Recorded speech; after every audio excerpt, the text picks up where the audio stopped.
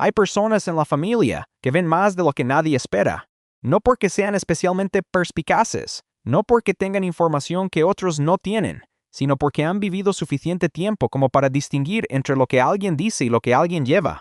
Mi abuela era una de esas personas. Tenía 78 años cuando me miró a los ojos en su cocina un jueves de marzo y me dijo que sabía.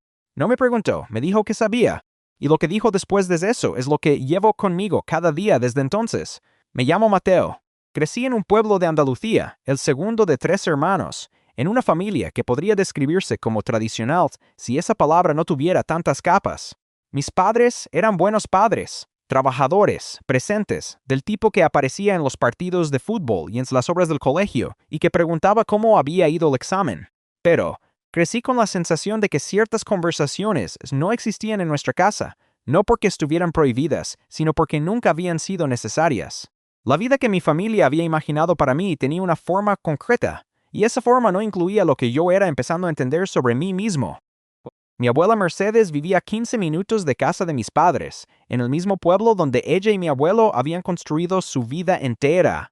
Mi abuelo murió cuando yo tenía 12 años, y desde entonces mi abuela había seguido en esa casa, con su huerto y sus vecinas, de toda la vida, y una independencia que admiro más cuanto más me hago mayor.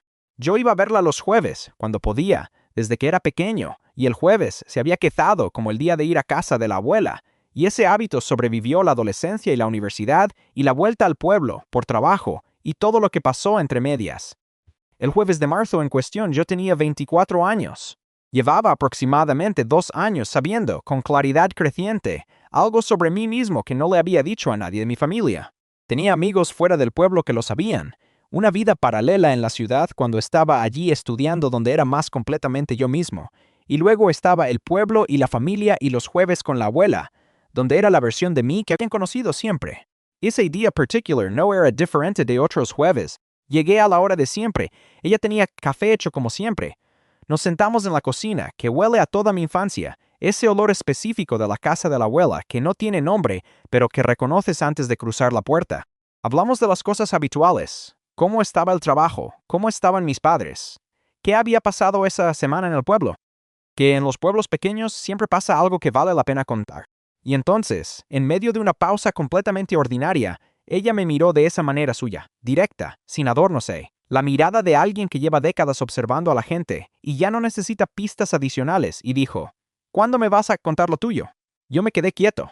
Lo tuyo, repitió, sin prisa, dejando el espacio que hacía falta. Abuela, empecé. Mateo.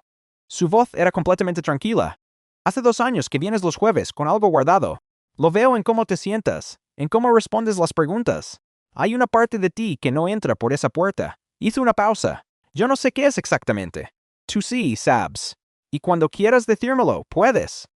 El silencio que siguió tenía una textura particular. No era incómodo.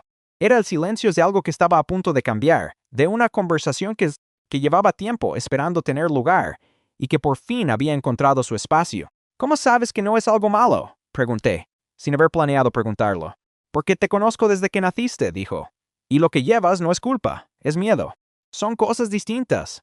Algo en mi pecho se movió con eso. La diferencia entre culpa y miedo.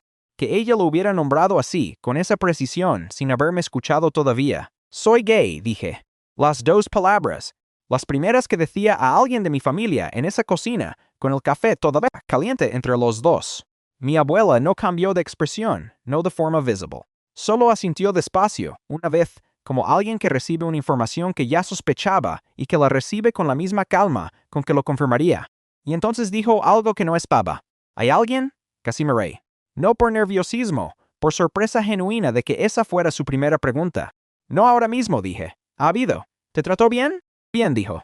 Y entonces, después de un momento, ¿tienes miedo de tus padres? Fui honesto, un poco. Sí, ella asintió de nuevo. Se quedó mirando su café por un momento. Y entonces dijo lo que llevo conmigo desde ese día y que no he encontrado manera de decir mejor. Mira, Mateo, yo soy vieja y he visto muchas cosas. Y lo que sé, después de 78 años de ver cómo vive la gente, es que los que se arrepienten no son los que dijeron la verdad. Son los que esperaron demasiado para decirla. Una pausa, tus padres te quieren. No perfectamente, como nadie quiere perfectamente, pero te quieren. Dales la oportunidad de demostrártelo. No le respondí inmediatamente. Me quedé con esas palabras en la boca del estómago, donde las palabras importantes se asientan antes de que la mente termine de procesarlas. ¿Y si no reaccionan bien?, pregunté. Entonces lo trabajamos, dijo, como si fuera simple, como si ella y yo lo trabajaríamos juntos, lo cual de alguna manera hacía que pareciera posible. Pero primero, dales la oportunidad. No les robes esa oportunidad decidiéndolo por ellos. No les robes esa oportunidad decidiéndolo por ellos. Esa frase también la llevo. Hablamos ese jueves hasta tarde. Ella me preguntó sobre cosas que nunca le había contado. No el detalle privado de relaciones, sino el resto, la vida paralela en la ciudad, las personas allí que me conocían entero, cómo me sentía diferente allí de cómo me sentía aquí. Me escuchó con esa atención suya que no juzgaba, sino que simplemente recibía. Al final, cuando me levanté para irme, me abrazó de esa manera en que solo los abuelos abrazan, larga, firme, sin prisa, y dijo al oído, «Estoy orgulloso de ti, por venir aquí y por decírmelo». Llamé a mis padres 4 semanas después, no en persona sino por teléfono, porque necesitaba poder estar en mi propio espacio mientras lo decía, y porque de alguna manera la distancia física hacía más fácil encontrar las palabras sin el peso de sus caras inmediatas. Fue mi madre quien cogió. Le pedí que pusiera el altavoz para que estuviera mi padre también. Y entonces dije lo que tenía que decir, con menos palabras de las que había practicado.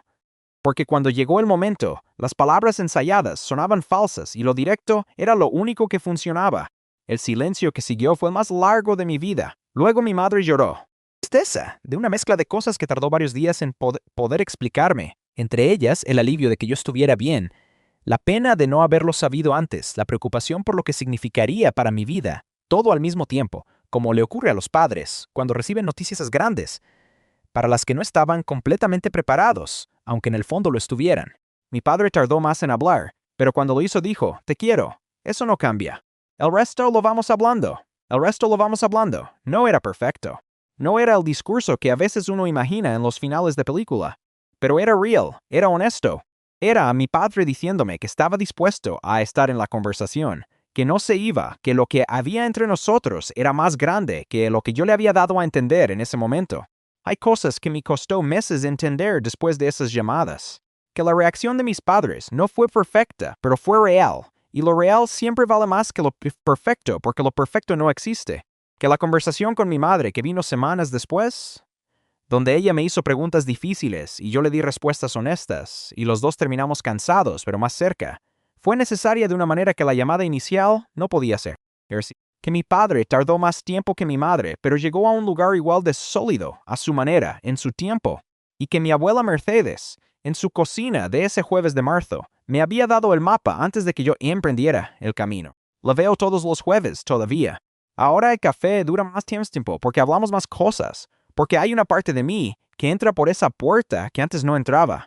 Ella me pregunta por mi vida como pregunta por la de cualquier nieto, con interés genuino, sin diferencia de trato, con la normalidad, que es la cosa más valiosa que alguien puede ofrecerte. La última vez que la vi me dijo, guardándose la taza en las manos, «¿Ves? No era tan difícil». «Era bastante difícil, abuela», le dije, sonrió. «Lo sé, pero lo hiciste». Los que se arrepienten no son los que dijeron la verdad. Son los que esperaron demasiado para decirla. 78 años de observar cómo vive la gente y llegó a esa conclusión. Yo llegué a la misma 4 semanas después de ese jueves, con el teléfono en la mano y el corazón en un lugar inconveniente. Y no me arrepiento.